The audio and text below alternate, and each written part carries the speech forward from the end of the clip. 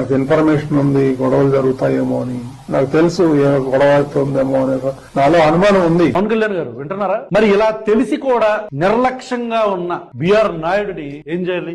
ఇతన్ని పదవి నుంచి తొలగించి సమర్థుడిని అక్కడ పెట్టి మీ బాధ్యతని కంప్లీట్ చేసుకోండి. ఇమ్రా జోసఫ్ నీ కుట్టి రైట్. సరే, బిఆర్ నాయుడు గారిని తీసేద్దాం. తీసేసి ఎవరిని పెడదామంటావు? మళ్ళా కరుణాకర్ రెడ్డిని పెడదామా? ఇద్దరు కూర్చొని పాటలు పాడుకుందరు. తెలుసులే డాడీ, తెలుసును డాడీ, తెలుసును పప్పా, తెలుసును నీకు తెలుసును.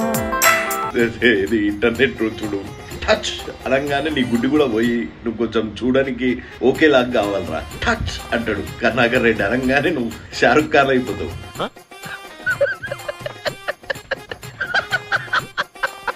ఎందుకురా మీకు సిగ్గు లేదురా?